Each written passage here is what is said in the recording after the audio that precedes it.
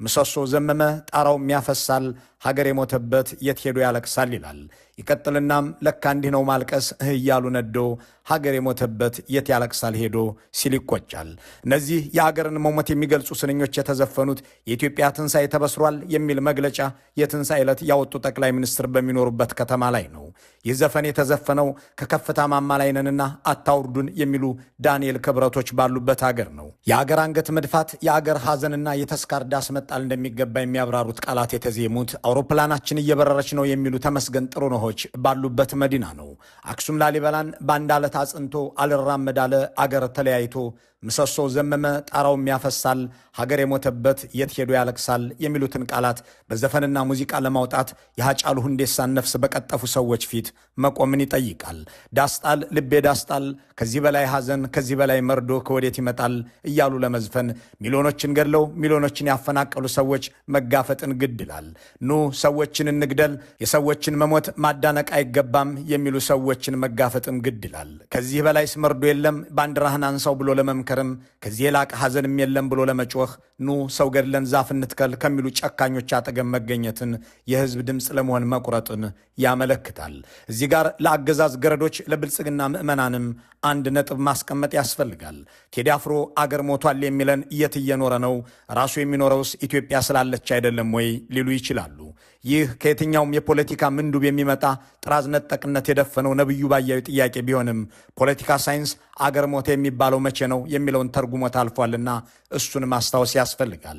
የአገር መሞት ማለት በአንድ አገር ውስጥ የመሬቱ መጥፋት ሳይሆን ያንን መሬትና ህዝብ የሚያስተሳስረው ስርዓት መፍረስ፣ የማህበራዊ ጋርዮሽ ወይም ሶሻል ፋብሪክ መበጠስ፣ የህግ መጣስ፣ የሉዓላዊነት መሸጥና ተስፋ ማጣት ሲከሰት የሚመጣ ነገር ነው።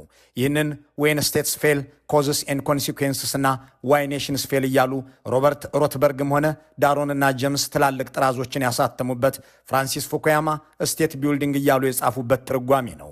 በእርግጥ በአሁኑ ሰዓት ተስፋ ያለው ወጣት ዲግሪ ያልፍልኛል ብሎ የሚያለም ተማሪ ሰርቼ ለወጣለሁ የሚል ወዛደር የተከበረ የአገር ድንበር አለን ልጄን ቆሜ ድረዋለሁ ቆሜ ያስመርቃለሁ ሳረጅ ጦረኛል ብላ ተስፋ የምታደርግና ትስንት ነች።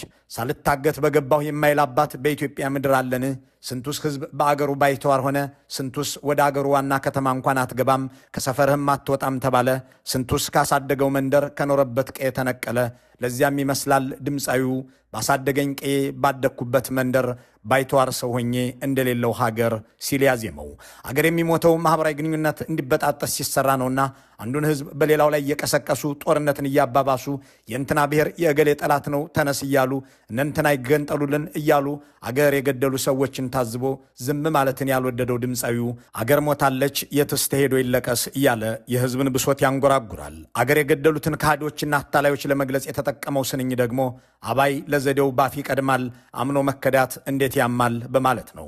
አባይ ለዘዴው ሲል አብይ ለዘዴው ማለት የቀረው ይመስል አብይንና አባይን እያፈራረቀ እንዳዳምጡለት የፈለገም የሚመስለው ቴዲ አፍሮ ሰዎች የሚወዱትን እየነገርህ ወደ ገደሉ ወስደህ ጣላቸው ከዚያም በሬሆይ ሳሩን አየህና ገደሉን ሳታይ ብለህ ተርትባቸው ብሎ የጻፉትን አብይ አህመዶች በአባይ አንደበታቸው አታለው እንደከዱት ይህም እንዴት አገርን እንዳሳመመ ሲገልጸው አባይ ለዘዴው ባፍ ይቀድማል አምኖ መከዳት እንዴት ያማል እያለ ነው።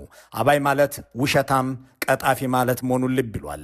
ወርቅ ላበደረ ጠጠር እህል ላበደረ አፈር የሚል ብሂልን የሚያውቀው ደግሞም ወርቅ ሰጥቶ ጠጠር የተመለሰለትን የኢትዮጵያ ሕዝብ በሚገባ የተረዳ የሚመስለው ቴዎድሮስ ካሳሁን ፍቅርን ያህል ከወርቅ የላቀ ነገር የሰጠን ሕዝብ ከጠጠርም የድሮንና የቦምብ ጠጠር እንደተመለሰለት ያውቃልና ወርቅ ያበደረ ደርሶት አለት እንዴት ይቻላል ዝም ማለት በማለት የአገሩን ሕዝብ እጅ አመዳፋሽነት ይገልጻል። ዝም ማለት ተገቢም አለመሆኑን አበክሮ ይናገራል። የጠጠሩን ጠጣርነትም በአለት ለውጦት ክብደቱን ይገልጸዋል። አባይ ለዘዴው ባፍ ይቀድማል አምኖ መከዳት እንዴት ያማል ወርቅ ያበደረ ደርሶት አለት እንዴት ይችላል ዝም ማለት። አገር መሞቷንም ሆነ አባዮች የተጣለባቸውን እምነት ጥለው ህዝብንም አጋድለው ለሐዘን መዳረጋቸውን ለመግለጽ የሐዘን ዳስጣል እያለ ያዜመው ቴዲ አፍሮ በዚያ የመንጋነት ዘመን ኑ ተደመሩ እያሉ አንጋግተው ኑ በፍቅር እንሻገር እያሉ አታለው ሕዝብን ገደል ውስጥ በሬነህ ብለው መጣላቸውን ሲገልጸው ደግሞ በፍቅር ጠርተው ከዳር እስከ ዳር መሃል ገቡና አቆሙን ከዳር በማለት ነው። በእርግጥም ብልጽግናዎች፣ በእርግጥም አብይ አህመዶች ፍቅር የሚወደውን መዋደድንም የሚችልበትን የኢትዮጵያን ሕዝብ በደካማ ጎኑ ገብተው ናተደመርና ተፋቀር ብለው ጠርተው በመጨረሻ ወደ ዳር ገፍተውታል። ግማሹን ተገንጠል ከፊሉን አገር አፍራሽ ነህ እያሉም እየገደሉት ነው። ከመሃል ከተማም እያፈናቀሉት ነው። እንደ አስተዋይ የኪነት ሰው ይህንን የተረዳው ቴዲ አፍሮ የእነዚህን አታላዮች ጠባይ በፍቅር ጠርተው ከመሃል ሆነው ወደ ዳር መግፋታቸውን አልበቃ ብሎ ሌሎችን አገር አፍራሽ ማለታቸው የገረመው ይመስላል። እናም ወይዳንተ አትንገረኝ ማንነቷን ምጥ አታስተምርም ልጅናቷን ብሎ አዚሟል።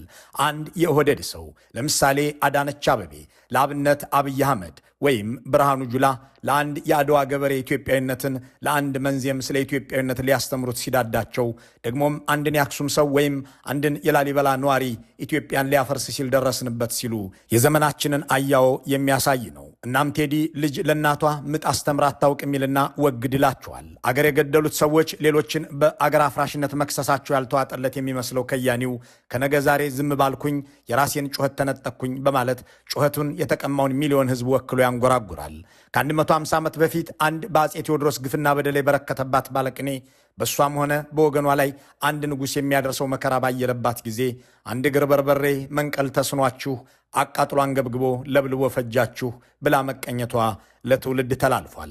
ታጋሹ የኢትዮጵያ ሕዝብ ዘንድሮም በአንድ 7ኛ ንጉሥ ነኝ በሚሉ ሰው መገደሉና መፈጀቱ ያስቆጨው ድምፃዊ ቴዲ አፍሮ ካለቦታው ሲሆን ወርቅ አይደለምና ዝምታ ለበግም አልበጃት 12 ሆና አንድ ነብር ፈጃት ይልና ከዚህ በላይ ሐዘን ከዚህ በላይ መርዶ ከወዴት ይመጣል በማለት ይጠይቃል።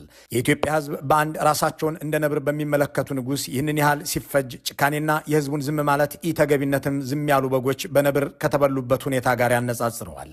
እናም ዝምታ ወርቅ ነው የሚሉ ሰዎችን ይህንን አባባል አለቦታው እየተጠቀማችሁበት ነው። እንዲህ ያለውን ነገር እንደ በግ የሚያስበላ ነውና ዝም አትበሉ። ዝምታ ወርቅ ነው ይሉት ፈሊጥ በተለይ አሁን ለመበላት ይዳርጋል ሲል አበክሮ ይመክራል።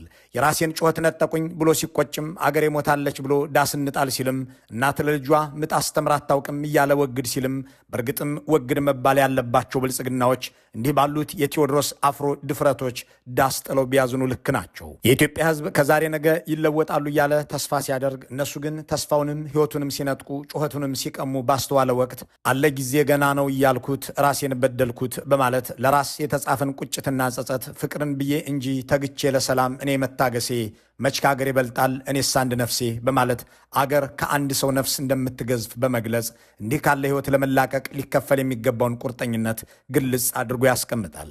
ዝምታ ወርቅ አይደለም በአንድ ነብር እንዳለቁት 12 በጎች ያደርጋል የሚለው ከያኒው የእሱ አንድ ነፍስ ከአገር አትበልጥምና ዝም ማለትን እንዳልወደደ አገሩንም ጩኸቱንም ሲቀሙት ዝምታን እንዳልመረጠ ይገልጻል።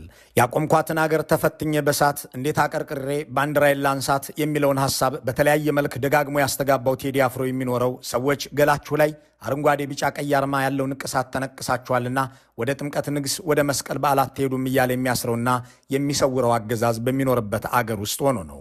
የአገርን ጩኸት ቀምተው አገር እያፈረሱ የቀጠሉት ገዢዎች ስንሞት ኢትዮጵያንን ሲሉ እንዳልነበር ራሷን አገሪቱን ኢትዮጵያን ኢትዮጵያ እያደረጉ ነውና ባቆዩት አገር ጀግኖች በአንድነት ባርበኝነት እንዴት ይገፋ ኢትዮጵያዊነት በማለት በደምና አጥንት የቆየችን አገር ለችርቻሮና ለተገንጠሉልን ዘመቻ እንዳዋሉት ይጠቁመናል።